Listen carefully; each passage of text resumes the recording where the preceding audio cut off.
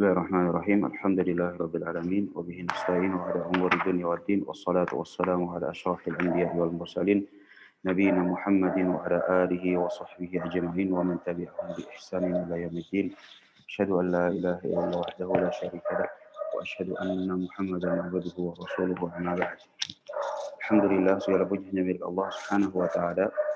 Kembali kita dimudahkan dengan segala kemudahan dan inayah dari Allah Tabaraka wa Ta'ala untuk melanjutkan pelajaran kita, yaitu pembacaan kitab Khulasat Ta'zimil Ilm karya Syekh Shalih Al-Utsaimin hafizahullah Ta'ala. Dan insyaAllah kita meminta kepada Allah Tabaraka wa Ta'ala agar menjadikan majelis kita ini majelis yang penuh dengan berkah, dan darinya kita bisa ambil ilmu yang bermanfaat sebagai bekal kita bertemu Allah Subhanahu wa Ta'ala. InsyaAllah suara anak kedengeran ya? Atau enggak? Bisa tolong di chat enggak? Kedengaran enggak? Dengar, Ustaz. Baik, barakallahu fiik. Barakallahu fiik. Baik. Dan kita sudah sampai pada simpul yang ketiga, dan sebelumnya insyaallah sekedar review saja di mana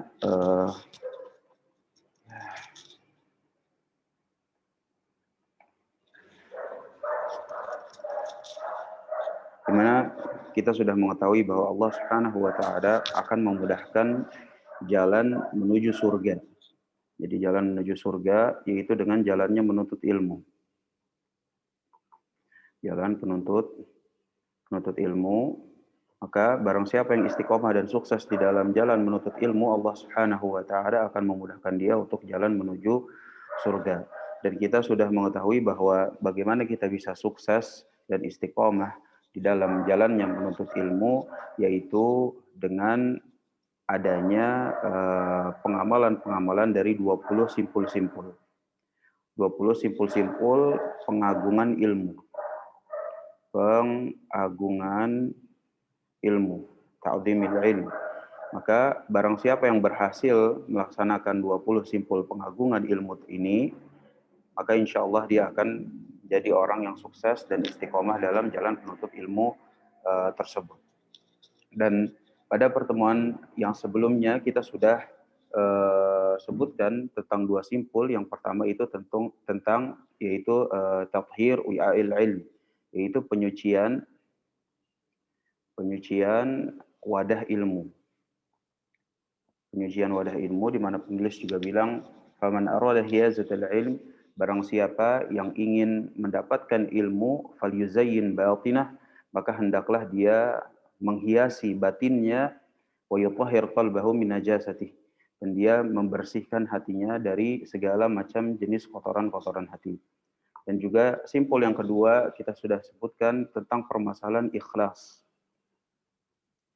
Ikhlas, sebagaimana kata Imam Ahmad rahimahullah ta'ala, bihadar tafa'al qaum. Maka dengan perkara kejujuran dan keikhlasan, kaum itu akan terangkat derajatnya di sisi Allah subhanahu wa ta'ala. Dan insya Allah kita akan masuk kepada simpul yang ketiga, dan insya Allah akan kita baca. Semoga Allah subhanahu wa ta'ala mudahkan. Ya Allah, permanen lagi. Afwan ya, bentar ya. Kayaknya ana yang salah.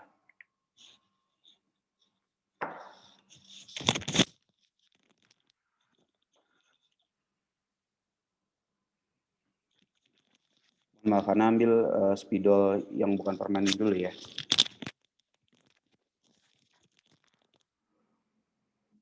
Soalnya ana baru pindahan, jadi segala macamnya masih belum dikeluarin dari box. Baik, insyaallah kita akan baca simpul yang ketiga. Simpul yang ketiga yaitu tentang permasalahan tekad dalam menuntut ilmu. Insyaallah kita akan baca. Al-ma'kidu tsalits. Jam'u himmatin nafs alaih, yaitu mengumpulkan segala jenis membulatkan tekad dalam ilmu. Qala hafizahullah ta'ala, tujma'ul himmatu 'ala al-matlubi bitafaqqudi thalathati umur. Bahwa terkumpulnya tekad dalam mencapai sebuah tujuan itu bisa tercapai dengan merealisasikan tiga hal. Jadi dengan tiga hal ini yang akan kita bahas, maka bisa dibilang tekad itu bisa menjadi bulat. Awaluha, yang pertama itu adalah al-hirsu ala ma yanfa', yaitu semangat atas segala apapun yang memang bermanfaat bagi kita.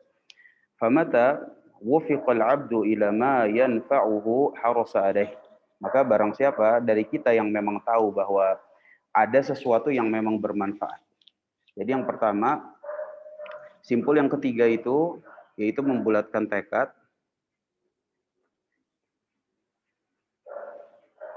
Membulatkan tekad ini bisa terkumpul atau bisa terrealisasi dengan adanya tiga hal. Yang pertama itu adalah kita harus sadar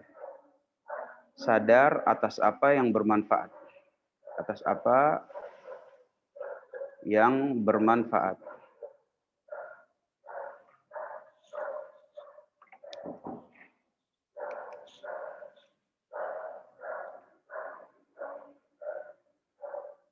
Sadar atas apa yang bermanfaat. Sehingga ketika kita memiliki atau ingin membulatkan tekad, kita harus sadar atas apa yang bermanfaat, dan ini berlaku bukan cuma dalam menuntut ilmu saja. Ya, dalam artian bukan dalam menuntut ilmu syar'i saja, tetapi dalam tema-tema yang lain, misalnya dalam usaha, dalam bagaimana kita ataupun apapun itu, selama kita sadar bahwa hal itu memang bermanfaat bagi kita, maka ini akan berpengaruh atas tekad yang akan kita bulatkan tersebut. Yang kedua, ya kan? Yang kedua, tsaniha itu adalah al-isti'anatu billah azza wajal fi tahsilih. Nah, setelah kita sadar atas apa yang bermanfaat dan kita sama-sama mengetahui bahwa ilmu, yaitu belajar agama Allah Subhanahu wa taala, itu bermanfaat bagi kita di dunia maupun di akhirat. Setelah kita sadar akan hal tersebut, maka yang kedua itu adalah meminta pertolongan. Minta pertolongan Allah Subhanahu wa taala.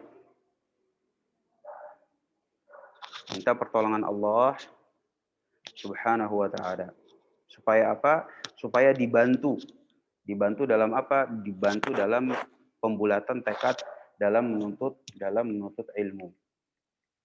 Kemudian yang ketiga, tsalitsuha, yang ketiga itu adalah adamul ajzi an bulughil bughyati min. Jangan sampai berhenti tengah jalan.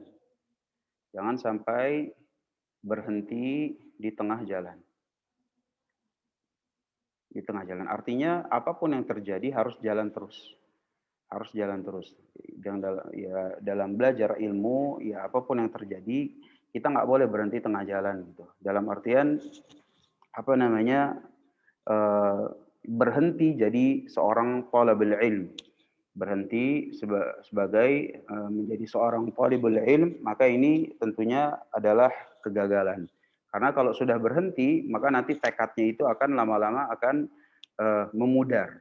Nah, barang siapa yang 1, 2, 3 ini terkumpul pada seorang hamba, dia sadar atas apa yang bermanfaat, yaitu merupakan mempelajari ilmu agama Allah Subhanahu wa taala. Kemudian dia minta pertolongan Allah Subhanahu wa taala dan dia terus berjalan di dalam jalan tersebut, maka insya Allah tekad dan bagaimana dia semangat dalam menuntut ilmu itu akan terus tercapai gitu, akan terus berjalan sesuai dengan apa yang dimudahkan oleh Allah Subhanahu wa taala. Oleh karena itu kata Hafidz Hakami rahimahullah taala, kata beliau rahimahullah taala, la tabghi bihi badala, bahwa ya talibal ilm la tabghi bihi badala. Wahai para penuntut ilmu, janganlah engkau jadikan menuntut ilmu itu sebagai jalan sampingan. Nah, ini penting. Bahwa menuntut ilmu itu bukan pekerjaan sampingan. Dia nggak bisa. Maka barang siapa yang menuntut ilmu itu sebagai pekerjaan sampingan, ini nggak bisa. Gitu. Dia bukan mumpung nggak ada ngapa-ngapain, kita jadi thalibul ilm yuk. Gitu. Mumpung nggak ada apa-apaan nih, ya udah kita belajar yuk. Jangan jadikan jalan sampingan. Wa qad dhafarta wa rabbil lawhi wal qalami. Sungguh, ya ini lanjutan dari perkataan Hafidz Hakami, bahwa sungguh penuntut ilmu itu telah sukses. Telah sukses wa rabbil lauhi wal qalam, demi Allah. Gitu. Sehingga barang siapa yang memang sudah Allah Subhanahu wa taala mudahkan untuk menjadi penuntut ilmu, maka hendaklah dia harus sadar bahwa menuntut ilmu itu adalah jalan utama. Jalan utama. Dan ini merupakan jalan kesuksesan. Kenapa? Karena dengan menuntut ilmu, dia bukan hanya mempelajarinya, dan tetapi sebagaimana pada simpul yang kedua, dalam perkara keikhlasan ada 4 pondasi, yaitu ya diantaranya adalah dengan mengamalkan ilmu tersebut. Maka dengan barang siapa yang isi hari-harinya yaitu diisi dengan belajar dan beramal, maka disitulah dia akan mencapai kesuksesan dalam perjalanan dia menuju surganya Allah Subhanahu wa taala. Baik. Maka yang ketiga itu adalah jangan sampai dia berhenti di tengah jalan. Gitu. Qala hafizahullah taala wa qad jumi'at hadhihi al-umur ats-tsalatsah fil hadits alladhi rawahu Muslimun an Abi Hurairah radhiyallahu anhu. Nah, 3 hal tersebut, yaitu 3 hal ini, sadar atas apa yang bermanfaat, minta pertolongan Allah Subhanahu wa taala dan berhenti di tengah jalan, semuanya terkumpul dalam hadis yang diriwayatkan oleh Al-Imam Muslim rahimahullah taala dari sahabat Abi Hurairah radhiyallahu anhu, anna Nabiy sallallahu alaihi wa alihi wa sahbihi wasallam qala ihris ala ma yanfa'uk wasta'in billah wa la ta'jiz.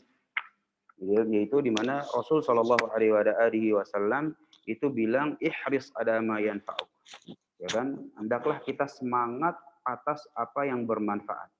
Wasta'in billah, dan minta pertolongan Allah Subhanahu wa taala, wala ta'jiz, dan jangan lemah, jangan berhenti, jangan loyo di tengah jalan. Sehingga 3 hal tersebut barang siapa yang terkumpul pada seseorang hamba, maka tekad dia itu akan menjadi bulat.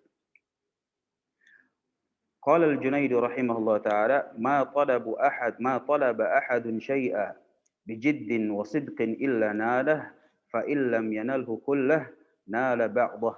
Dan berkata Al-Junaid, itu salah seorang ulama rahimahullah ta'ala, ma talaba ahadun, tidaklah seseorang itu mencari sesuatu, menuntut sesuatu, syai'an, apapun itu, mau dunia kah, mau ilmu bisnis kah, mau menjadi seorang atlet olahraga kah, dan tentunya di sini konteksnya itu adalah menjadi seorang penuntut ilmu, ma talaba ahadun syai'a, barang siapa orang yang melakukan tersebut bijiddin wa sidqin, dengan kesungguhan dan kejujuran, illa nalah, maka dia akan mencapainya. Maka kata Junaid, barang siapa yang mencari sesuatu, menuntut sesuatu dengan kejujuran, dan ini kita penting ya, kita sudah bahas pada pertemuan yang lalu, dengan kejujuran dan keseriusan gitu, kesungguhan, illa nalah, maka akan tercapai, dapat dia, tercapai, apapun itu, ya kan, kejujuran dan kesungguhan. Mau apapun itu, sebagaimana tadi Anda sudah sebutkan, mau ilmu dunia kah, mau menjadi atlet olahraga kah, mau menjadi seorang pengusaha sukses kah, dengan kejujuran dan kesungguhan, insya Allah dia akan tercapai. Dan tentunya konteks kita di sini adalah konteks dalam menuntut ilmu agama Allah Tabaraka wa Ta'ala. Barang siapa yang belajar agama Allah Subhanahu wa Ta'ala dengan kejujuran dan kesungguhan, illa nalah, maka dia nanti insya Allah akan dapat ilmu tersebut. Kemudian kata Junaid rahimahullah ta'ala, kata beliau rahimahullah ta'ala, fa illam yanalhu kullah, kalau misalnya dia nggak dapat semuanya, kalau misalnya tidak dapat semuanya, ya kan? Misalnya tidak dapat semuanya, nala ba'dah, setidaknya dia dapat sebagian. Setidaknya dia dapat sebagian. Sehingga ya nggak semuanya harus dapat gitu. Tetapi setidaknya ada sebagian yang memang kita dapat. Dan ini tentunya bisa direalisasikan dengan adanya kejujuran dan kesungguhan dari seorang hamba dalam melaksanakan hal tersebut.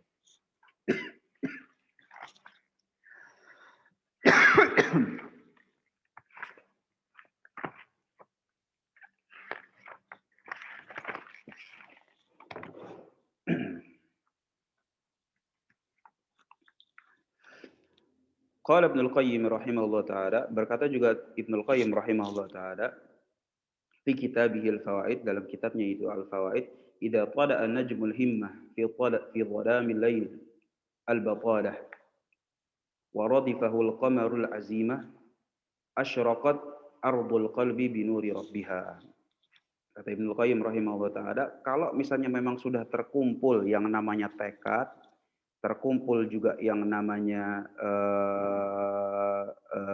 semangat, maka itu hati itu akan bulat semuanya gitu. Jadi memang bulatnya tekad itu terkait erat dengan bagaimana kita mengumpulkan semangat dan keseriusan di dalam melaksanakan hal-hal tersebut.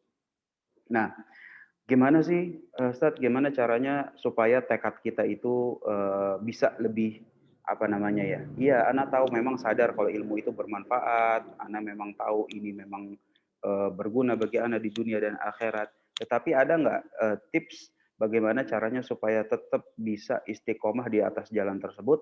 Maka kata penulis rahimahullah ta'ala, wa inna mimma yu'lil himmata wa yasmu bin nafs, dan di antara yang bisa meninggikan tekad, meningkatkan semangat, itu adalah i'tibaru hali man sabaq, yaitu dengan mengambil pelajaran dari para salaf, mengambil pelajaran dari man sabaq, dari ulama-ulama yang telah lewat. Wa ta'arrufa himamil qaumil madhin, dan juga kita mengenal bagaimana tekad-tekad mereka dulu, tekad-tekad mereka, yaitu ulama-ulama yang telah berlalu. Jadi di antara yang sangat-sangat membantu seseorang itu dalam menuntut ilmu, ya kan? Di antara yang sangat membantu, ya kan? Membantu apa? Membantu seseorang dalam meninggikan tekad, meninggikan tekad, ya kan? Selain tekad juga itu semangat. Meninggikan tekad dan semangat itu adalah membaca atau mengambil pelajaran, i'tibar, mengambil pelajaran dari siapa? Dari kisah-kisah orang-orang terdahulu. Nah, ini yang paling penting gitu. Dalam meninggikan tekad dan semangat. Gitu. Salah satu yang terpenting supaya tekad kita itu bisa terus naik, bisa terus istiqomah, itu adalah kita membaca atau mengambil pelajaran dari kisah-kisah orang, yaitu maksudnya orang di sini adalah para ulama terdahulu. Maka di sini penulis hafizahullah taala itu akan membawakan beberapa kisah tentang tekadnya para ulama yang telah lewat. Insya Allah akan kita baca. Yang pertama itu adalah kisahnya tentang Imam Ahmad rahimahullah taala. Dan ini merupakan kebiasaan para ulama Hanabilah, yaitu mendahulukan Imam Ahmad dibandingkan yang lainnya. Abu Abdullah, dahulu Abu Abdullah yaitu Ahmad bin Hanbal, Ahmad bin Hanbal rahimahullah taala, kana wa huwa fi as-siba rubbama arada al-khuruj qabla al-fajr ila hilaq asy-syuyukh. Jadi Imam Ahmad dahulu ketika masih kecil, jadi ini kisahnya beliau rahimahullah taala, yaitu kisahnya Imam Ahmad dahulu ketika masih kecil beliau ya, masih ya mungkin kisaran ya sebelum remaja lah, masih kecil dalam artian sebelum remaja.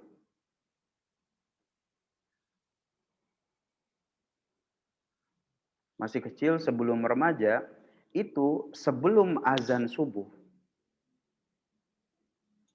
Sebelum azan subuh itu berkumandang, udah siap-siap. Sebelum azan subuh sudah siap-siap mau kemana? Siap-siap mau ta'lim. Sebelum azan subuh, subhanallah. Dan beliau saat itu masih kecil, sebelum remaja. Maka kata penulis rahimahullah hafizahullah taala, Imam Ahmad dahulu ya kan, wa huwa fi siba ketika masih kecil, rubbama arada al-khuruja qabla al-fajr ila hilaqi syuyukh. Sebelum adzan subuh berkumandang itu sudah siap-siap mau berangkat taklim, mau berangkat ke halaqah-halaqahnya para masyayikh. Fata'khudhu fata'khudhu ummuhu bi thiyabihi wa taqulu rahmatan bihi hatta yu'adzinan nas au yusbihu. Maka ketika sebelum adzan subuh mereka dia rahimahullah taala sudah mau berangkat taklim, ibunya datang. Ibunya datang dalam artian menahan. Menahan. Jadi ibunya itu menarik bajunya, dipegang bajunya si Imam Ahmad, dia bilang, "Ya kalau sebelum adzan subuh jangan dong, Nak. Nanti dulu. Sampai azan berkumandang atau enggak sampai subuh datang. Kamu jangan terlalu semangat gitu. Dalam artian soalnya kan dia masih kecil. Masih kecil itu kan ya kalau misalnya berangkat masih gelap-gelap, takutnya ada bahaya, ada segala sesuatu. Zaman dahulu kan lampu juga bukan kayak zaman sekarang gitu, masih pakai lilin, sehingga kalau subuh belum berkumandang itu jalanan betul-betul gelap. Dan ibunya Imam Ahmad rahimahullah ta'ala berkata, karena sayang sama anaknya. Ya namanya anak kecil keluar rumah gelap-gelap, takutnya kenapa-kenapa. Sehingga ibunya Imam Ahmad itu menarik bajunya si Imam Ahmad, ditarik bajunya, kemudian sampai bilang hatta yu'adzinan nas au yusbihu. Gitu. Nanti ya nak, tunggu sebentar, tunggu sampai adzan datang atau enggak tunggu sampai subuh itu datang gitu. Nah, di sini tentunya melihat bagaimana tekadnya Imam Ahmad dan semangatnya beliau rahimahullah taala dalam belajar ketika masih kecil sampai sebelum adzan subuh pun sudah siap-siap untuk berangkat belajar. Ini kisah yang pertama. Kisah yang kedua yang disebutkan oleh penulis hafizahullah taala, wa qara al-khatib, dan al-khatib yaitu di sini al-khatib al-Baghdadi rahimahullah, wa qara al-khatib sahih al-Bukhari kullahu ala Ismail al-Hiri fi thalathati majalis. Dan juga bagaimana dahulu al-khatib al-Baghdadi itu menghatamkan sahih al-Bukhari, menghatamkan sahih al-Bukhari dalam 3 majelis. Gitu. Jadi kisah yang kedua itu adalah kisahnya Al-Khatib. Al-Khatib Al-Baghdadi. Beliau ketika belajar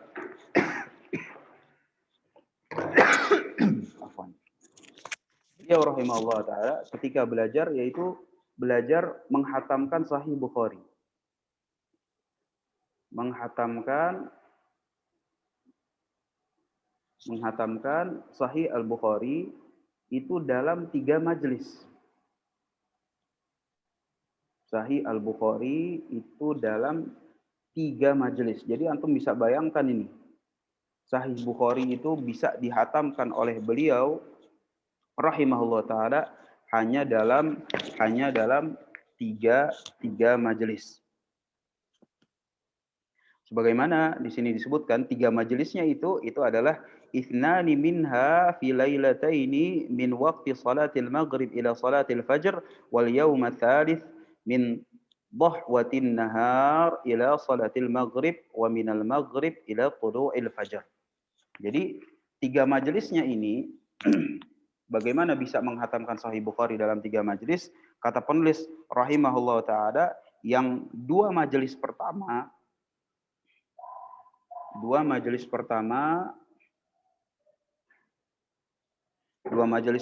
itu adalah dari sholat maghrib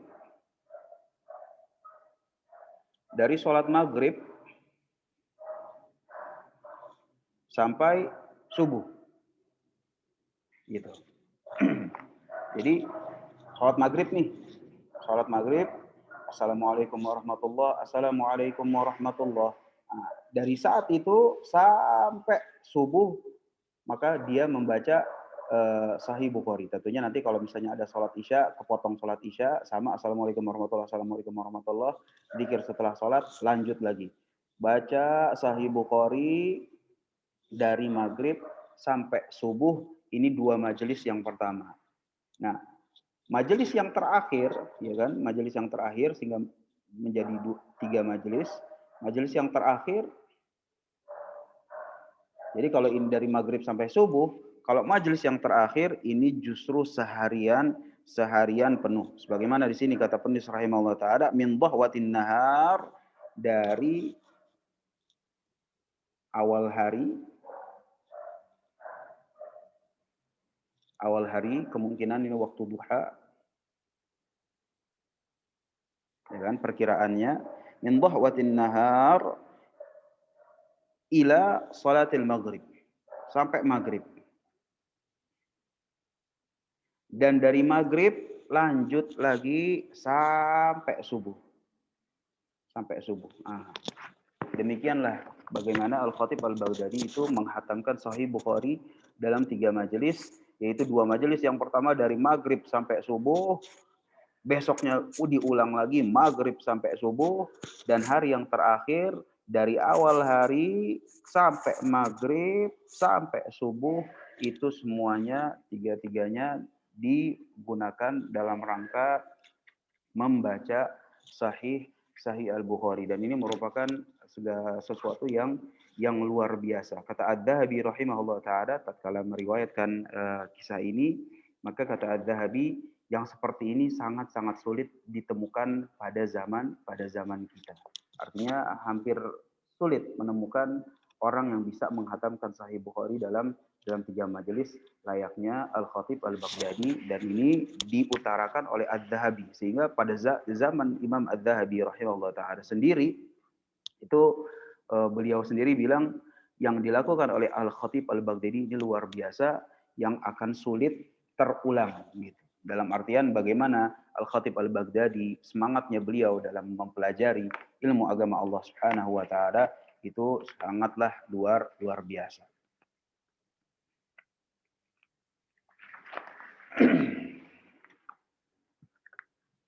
Kisah yang selanjutnya yang dibawakan oleh penulis rahimahullah taala, jadi yang pertama adalah kisahnya Imam Ahmad, yang kedua adalah kisahnya Al-Khatib, kemudian yang kisah yang ketiga itu adalah kisahnya Ibnu Tabban.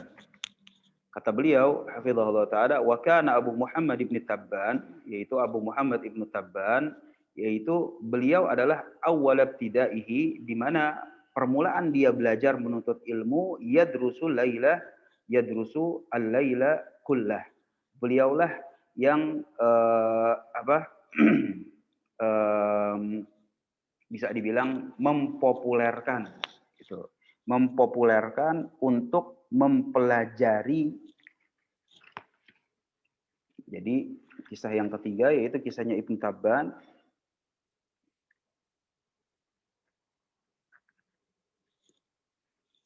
Ibnu Tabban ini salah satu ulama yang mempopulerkan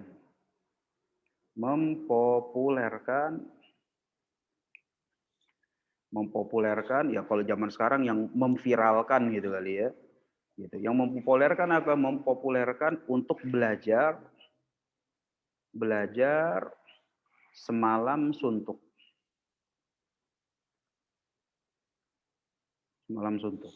Nah, beliaulah yang salah satu ulama yang mempopulerkan untuk belajar semalam suntuk. Fakanat ummuhu tarhamuhu. Nah, saat itu Ibnu Tabban, karena beliau ini baru kalau zaman sekarang mungkin baru hijrah gitu. Tapi tentunya hijrahnya bukan hijrah penampilan doang, tetapi memang sudah hijrah dalam artian hijrah menjadi seorang penuntut ilmu yang serius. Penuntut ilmu. Nah, ya tentunya kalau ulama salaf itu menjadi penuntut ilmu, ya bisa dibilang bukan hijrah lah. Karena kan kalau hijrah kan dari jalan yang nggak benar ke jalan yang benar. Gitu. Tapi Ana menggunakan kata-kata ini sebagai penggambaran saja bahwa Ibnu Tabban saat itu baru menjadi seorang penuntut ilmu, sehingga dia masih kecil. Ibnu Tabban saat itu masih kecil, dan ketika masih kecil beliaulah yang belajarnya itu semalam suntuk. Nah, sama kayak tadi Imam Ahmad, yang namanya ibunya Ibnu Tabban ini merasa juga kasihan gitu. Ya Allah, kasihan anak saya ini, kenapa kok nggak tidur-tidur, seperti itu. Makanya di sini kisahnya, fakanat ummuhu tarhamuhu, karena ibunya itu kasihan sama si Ibnu Tabban ini, maka ibunya bilang, watanhahu anil qiraati billail. Maka ibunya itu melarang, nak, jangan dong, kalau mau belajar ada waktunya. Ya kan, belajar waktunya dari waktu sekian sampai waktu sekian, itu masih oke. Tetapi kalau misalnya mau belajar semalam suntuk, maka kata ibunya jangan. Jangan dong, kalau mau belajar semalam suntuk jangan. Fakana ya'khudhul misbah, maka si Ibnu Tabban ini ya'khudhul misbah wa yaj'aluhu tahta al-jafnah syai'in minal aniyatil 'azimah. Jadi saat itu si ibunya itu kan melarang. Ibunya kasihan, ibunya itu melarang si Ibnu Tabban jangan belajar malam hari. Jangan belajar malam hari. Jangan belajar malam hari, maksudnya semalam suntuk gitu ya. Nah, ketika seseorang itu mau belajar saat itu, yaitu Ibnu Tabban saat itu, kan belajarnya pakai lampu lilin gitu kan. Pakai lampu lilin. Maka si Ibnu Tabban sendiri biasanya itu dia ambil waktu si lilinnya ini, lampunya ini pada malam hari, kemudian lampunya tersebut ditaruh di dalam gentong. Ditaruh di dalam gentong. Jadi ditaruh di sini gitu. Ya, yang namanya kalau lampu ditaruh di sini di dalam gentong pasti jadi gelap gitu kan. Jadi gelap. Kenapa? Supaya apa? Supaya ibunya itu mengira bahwa si Ibnu Tabban ini udah tidur. Gitu. Jadi supaya dikira Ibnu Tabban itu sudah tidur. Makanya di sini kata penulis wa yatadhaharu bin naum. Kenapa lampunya itu dimasukin di dalam gentong? Supaya kelihatannya dia itu tidur. Fa'idha raqadat, nanti kalau ibunya udah tertidur, akhrajal misbaha wa akbara ala dars. Ya, jadi gelap. Jadi nanti ibunya pikir, wah, anak saya udah tidur, alhamdulillah. Udah tidur nih, gitu. Ya udah deh, saya juga ikutan tidur. Nanti ketika ibunya tidur, lampunya itu dikeluarin, fa aqbala ala dars. Maka si Ibnu Tabban pun melanjutkan belajar di malam hari. Melanjutkan pelajaran di malam hari. Dan yang seperti kisah-kisah seperti ini banyak gitu. Sebagaimana salah satu kisah mungkin dari para ulama salaf itu, misalnya kisahnya Ikrimah, di mana Ikrimah itu belajar kepada Ibnu Abbas rahimahullah taala dalam keadaan beliau itu dirantai gitu. Jadi dirantai, dibelenggu gitu. Dibelenggu. Kalau kata orang awam, wah, sadis banget ini cara belajarnya. Kok menyiksa diri banget. Maka ilmu itu kalau misalnya sudah kena nikmatnya, sudah kena manisnya, maka yang seperti ini udah bukan permasalahan. Aduh, sadis banget, Ustaz. Aduh, kok nggak ada istirahatnya. Aduh, gila banget. Masa baca Sahih Bukhari nggak tidur-tidur. Itu dari maghrib sampai subuh, dari maghrib sampai subuh. Besoknya dari duha ke maghrib, dari maghrib ke fajar. Berarti hampir seluruh waktunya digunakan untuk belajar. Waduh, yang kayak begini nggak sanggup, anak gini segala macam. Itu adalah bagaimana pemikiran orang awam. Tapi kalau pemikiran orang yang memang sudah kena manisnya ilmu, maka yang seperti ini mereka itu sadar bahwa yang seperti ini memang sudah biasa terjadi pada zaman dahulu, terjadi pada zaman sekarang, dan akan terjadi pada zaman yang akan datang. Bahwa orang yang sudah kena manisnya ilmu, maka yang seperti ini dia nggak mau lepas dari ilmu tersebut. Setiap ada waktu kosongnya, maka dia akan gunakan untuk menuntut ilmu, untuk belajar. Nah, ini kisah yang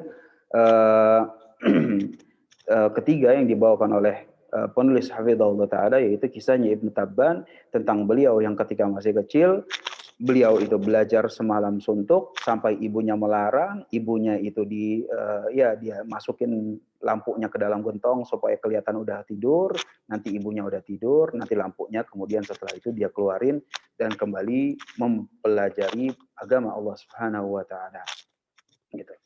Maka yang kisah-kisah seperti ini penting bagi kita untuk meningkatkan tekad kita dalam menuntut ilmu. Fakun rajulan, maka jadilah engkau seseorang lijluhu ala thara thabitah, yang kakinya itu menapak di bumi, yang menapak di bumi dalam artian tawadhu gitu ya.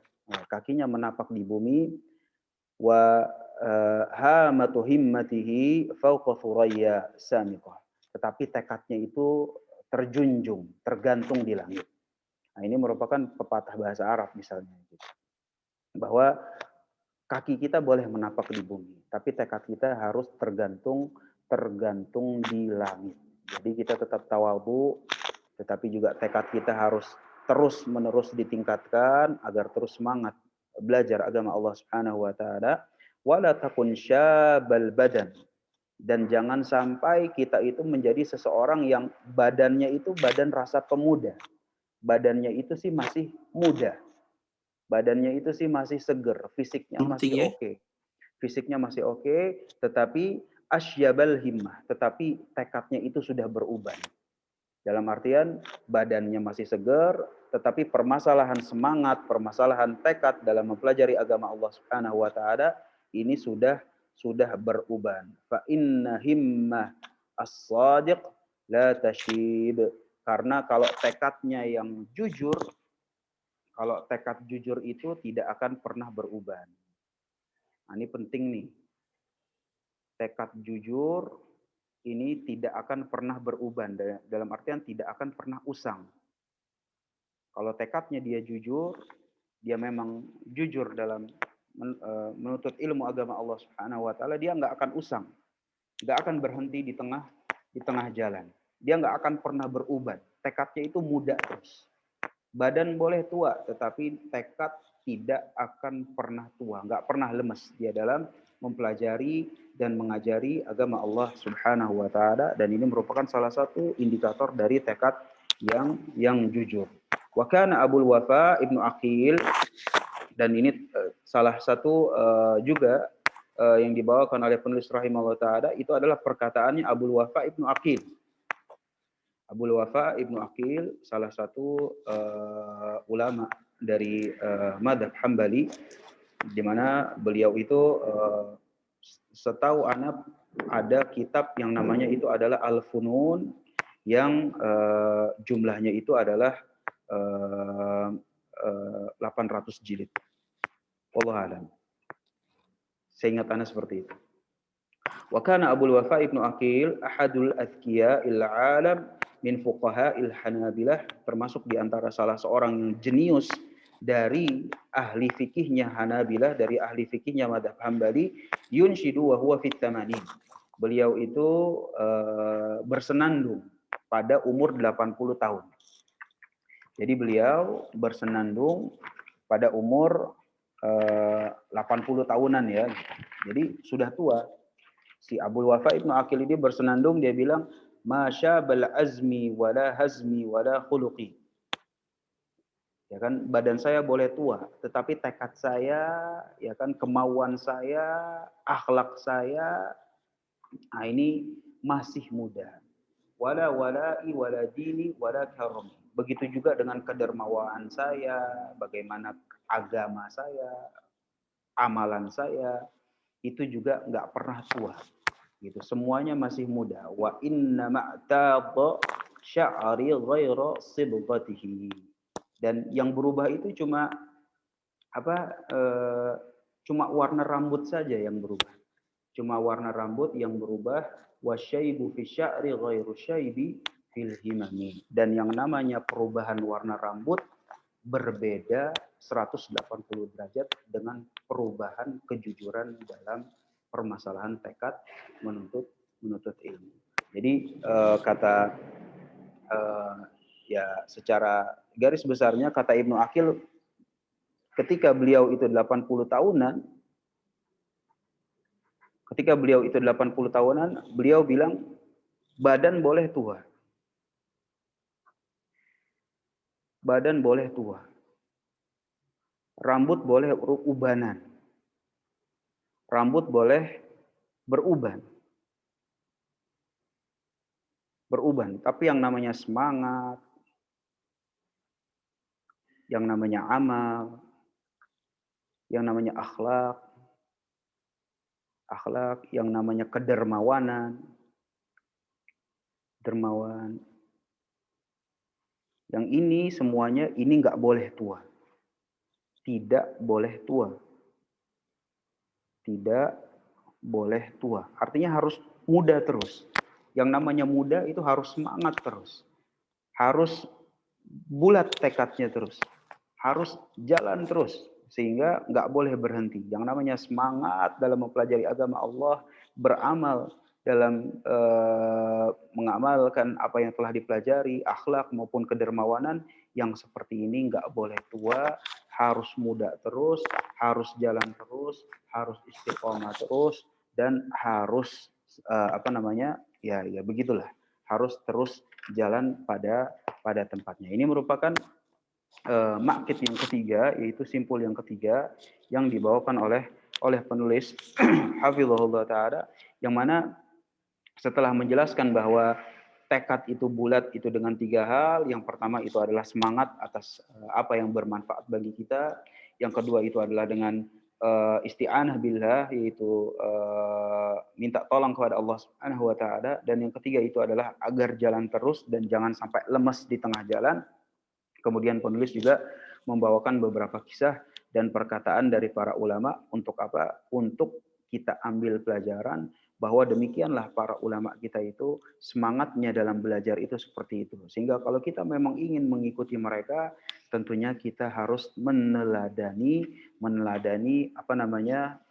semangat mereka dalam mempelajari maupun mengajar ilmu agama Allah Subhanahu wa taala.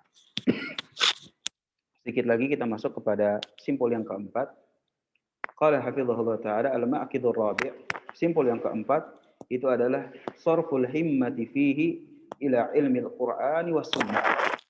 Yaitu mengarahkan tekad kepada ilmu Al-Qur'an dan sunnah. Dalam artian jangan sampai tekad kita itu justru lemes gara-gara kita lebih semangat mempelajari ilmu dunia. Jangan sampai semangat kita belajar agama Allah Subhanahu wa taala, karena agama Allah Subhanahu wa taala itu dibangun di atas Quran dan Sunnah, itu lemes karena kita mempelajari ilmu-ilmu yang lain. Semangat belajar yang lain gitu, misalnya semangat belajar kedokteran kah, sampai mengalahkan bagaimana dia semangat mempelajari ilmu agama Allah Subhanahu wa taala ila akhirih, maupun ilmu yang lain. Kenapa? Karena ilmu yang paling berguna bagi seorang hamba itu adalah ilmu yang terkait tentang kalamullah azza wajal dan kalamnya Rasul sallallahu alaihi wasallam. Sebagaimana di sini kata penulis rahimahullah taala, inna kulla ilmin nafi'in maradduhu ila kalamillah wa kalami rasulih sallallahu alaihi wasallam. Sesungguhnya setiap ilmu yang bermanfaat pasti itu ya kembalinya itu tentang dalam mempelajari kalamullah, dalam mempelajari kalam Rasulullah sallallahu alaihi wasallam. Wa baqiyal ulum imma khadimatun lahuma fayukhad minhu ma tatahaqqaqu bihi al-khidmah. Adapun ilmu-ilmu yang selainnya, jadi ilmu-ilmu selain Al-Qur'an dan Sunnah, kita tulis saja ya.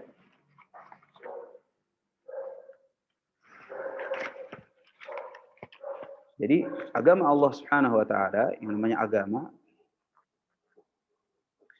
itu pasti dibangun di atas Quran Sunnah.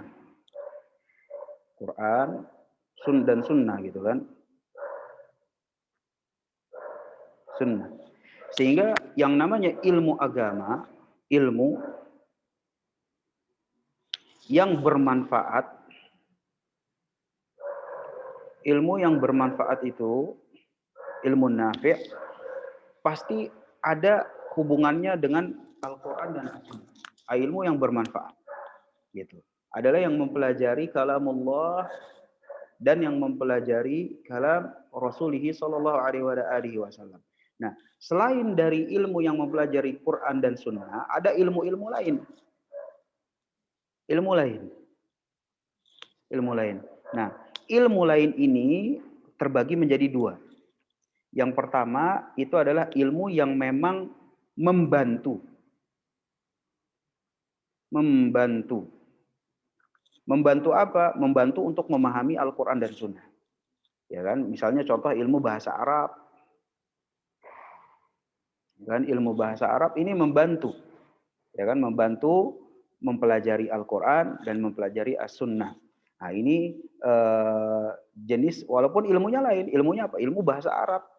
Gitu, bahasa Arab ya tentunya bahasa Arab itu bukan kalamullah, bahasa Arab itu juga bukan kalam Rasulullah Shallallahu Alaihi Wasallam. Bahasa Arab itu ilmu lain, tetapi dengan mempelajari bahasa Arab ini jelas membantu bagaimana seseorang itu memahami Al-Quran, memahami As-Sunnah. Dan juga ada ilmu lain yang tidak ada hubungannya, tidak ada hubungannya. Nah, ini dari dua jenisnya. Maka kata penulis rahimahullah ta'ala, kalau ilmu yang memang membantu kita dalam memahami Al-Quran dan Sunnah, maka ini diambil. Maka ilmu itu diambil selama memang dia itu terbukti memang membantu. Fayu'khadhu minhu ma tatahaqqaqu bihi al-khidmah. Selama terbukti dia membantu memahami Al-Quran dan Sunnah, maka ilmu itu akan diambil. Au ajnabiyyun. Tapi kalau ilmu yang tidak ada hubungannya sama sekali dengan Al-Quran dan Sunnah, maka fala yadurru al-jahlu bihi. Maka ilmu yang tidak ada hubungannya, di sini kita jahil, maka tidak apa-apa. Tidak apa-apa, nggak masalah. Gitu. Ilmu yang nggak ada hubungannya dengan Quran Sunnah kita jahil, ini nggak apa-apa. Tetapi kalau ilmu yang tentunya itu merupakan fondasi agama, fondasi Quran, fondasi Sunnah kita jahil, ini permasalahan. Ini tentu adalah permasalahan besar. Kenapa? Ya inilah fondasi agama Allah Subhanahu Wa Taala yang harus dipelajari seorang hamba. Misalnya ilmu yang bersifat fardu ain. Nah, yang seperti ini seorang hamba itu nggak boleh jahil di situ. Tetapi kalau ilmu yang lain yang tidak ada hubungannya dengan Quran Sunnah, ngebantu enggak, Quran bukan, Sunnah juga bukan, di situ kita jahil, ya kita nggak apa-apa, nggak masalah. Misalnya jahil tentang permasalahan kedokteran. Ya kalau kita bukan dokter ya emang nggak ngerti gimana, nggak masalah. Gitu. Ustaz, kalau misalnya batuk itu kenapa sih, apa penyebabnya?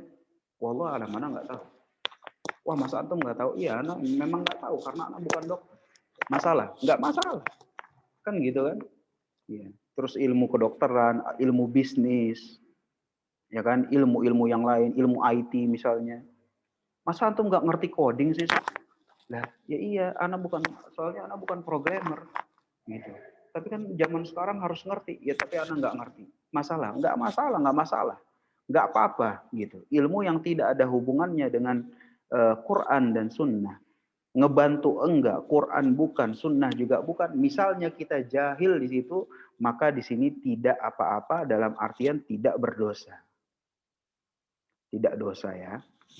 Tidak ada dosanya. Kalau kita memang jahil di situ. Tetapi kalau ilmu yang bermanfaat, ilmu tentang Quran, tentang Sunnah, atau bahkan misalnya ilmu terkait tentang fondasi agama Allah Subhanahu Wa Taala seperti ilmu tauhid, ilmu yang fardu ain, maka seseorang itu wajib semuanya untuk mempelajari hal tersebut, dan seseorang itu tidak diudur kalau dia misalnya jahil pada permasalahan tersebut. Wa ma ahsana qawlu Iyadin al-Yahsubi fi kitabih. Dan betapa bagusnya yaitu perkataan Iyad. Iyad di sini Al-Qadhi Iyad. Iyad di sini adalah Al-Qadhi Iyad dalam kitabnya Al-Ilma. Beliau rahimahullah taala menuturkan al-ilmu fi aslaini la ya'duhuma illa al-mudillu 'anil tariqil lahibi. Ilmu kitab wa ilmu al-athari allati qad usnidat an tabi'in an sahibi. Jadi sini kata Iyad al-Hasubi, ilmu itu pada dua pokok. ilmu itu ada dua pokok. Tidaklah zalim pada permasalahan ini kecuali memang dia itu adalah penyesat dari jalan yang terang dan pasti. Dalam artian kalau misalnya seseorang itu apa ya memang menyesatkan dalam ilmu apa namanya selain dari Al-Quran dan Sunnah, maka pasti dia itu memang tujuannya itu menyesatkan manusia dari jalan Allah Subhanahu wa taala. Apa dua ilmu tersebut? Dua ilmu tersebut adalah ilmu kitab wa ilmu athar. Ilmu kitab dan ilmu riwayat. Ilmu kitab yaitu ilmu tentang Alkitab, Al-Quran, dan juga tentang riwayat. Riwayat apa? Riwayat yang tersambung dari para tabi'in dan dari sahabat. Itu tentang ilmu hadis, maksudnya adalah ilmu as-sunnah. Yaitu dua ilmu ini, itu Al-Quran, as-sunnah, inilah ilmu yang memang menjadi pokok agama atau pokok dibangunnya agama Allah Subhanahu wa taala. Sehingga ilmu itu memang pokoknya itu dua. Gitu ya. Tentunya kita dalam konteks agama Allah Subhanahu wa taala dan bukan dalam konteks-konteks yang lain, dan juga dalam konteks akhirat, yaitu bagaimana orang yang memang ingin surganya Allah Subhanahu wa taala, maka ilmu itu pada dua pokok tersebut, yaitu pada dua pokok Al-Qur'an dan As-Sunnah. Waqad kana hadza huwa ilmu salaf, dan inilah demikian ilmunya para salaf alaihim rahmatullah. Tsumma kathura al-kalamu ba'dahuma fima la yanfa'. Dan inilah ilmunya para salaf, semoga Allah Subhanahu wa taala merahmati mereka. Kemudian setelah mereka itu, maka makin banyaklah pembicaraan-pembicaraan yang tidak bermanfaat. Fal ilmu fi salafi akthar wal kalamu fi man ba'dahum akthar. Oleh karena itu, ilmunya para salaf itu lebih banyak, sedangkan ilmunya para khalaf, orang-orang yang belakangan, ngomongnya itu lebih panjang. Ngomongnya itu lebih panjang, dan tentunya yang seperti ini merupakan apa ya? Kelemahan dalam ilmu. Oleh karena itu, misalnya kita lihat kalau misalnya kitab-kitab zaman sekarang, kenapa itu tebal-tebal? Karena memang lemahnya ilmu. Lemahnya ilmu. Kalau misalnya para salaf itu ilmunya itu cuma Quran dan Sunnah saja. Kayak contoh misalnya apa ya? Kayak contoh misalnya kita ambil hadis apa ya? Contoh misalnya hadisnya jangan makan pakai tangan kiri.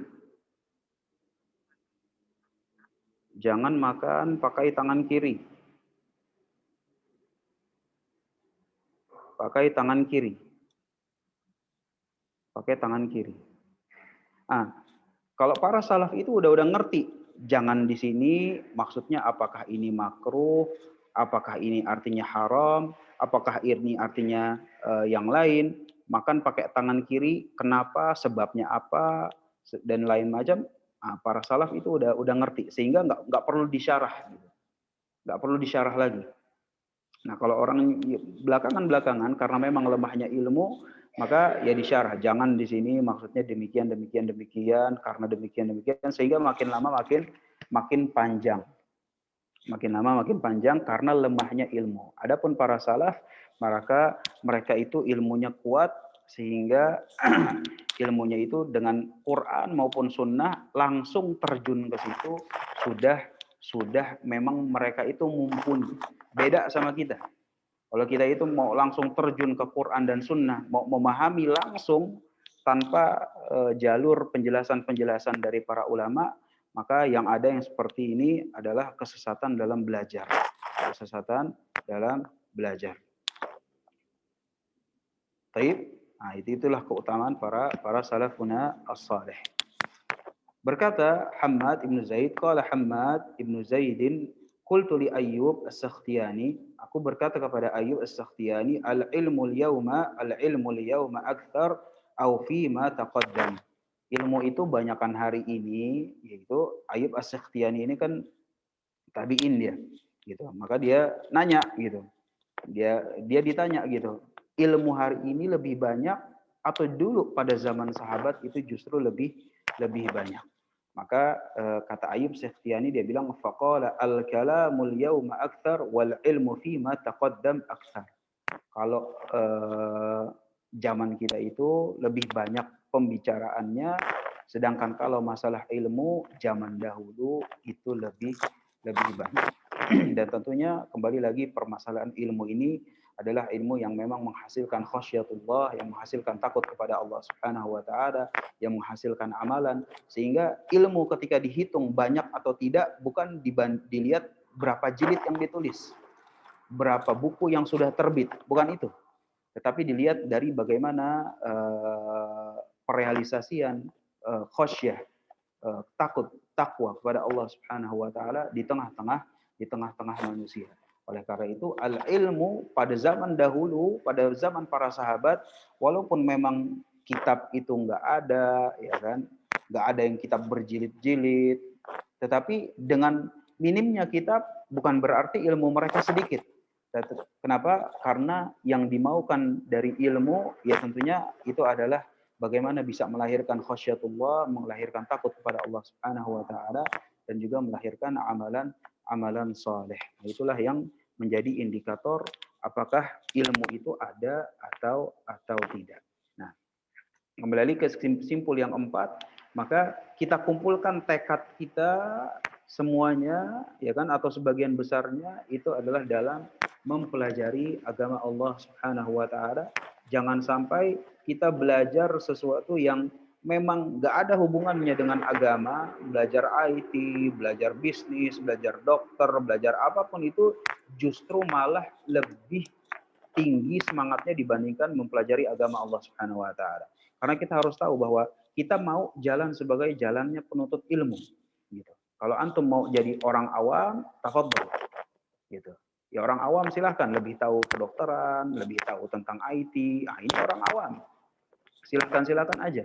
Tetapi kalau kita udah mau menjadi seorang penuntut ilmu, seorang talib, maka hendaklah kita memprioritaskan ilmu agama Allah Subhanahu wa taala di atas ilmu-ilmu yang lain, dan kita arahkan tekad kita lebih besar kepada ilmu tersebut.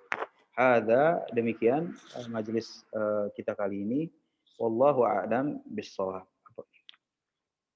Apabila ada yang ingin tanyakan, tafadhol.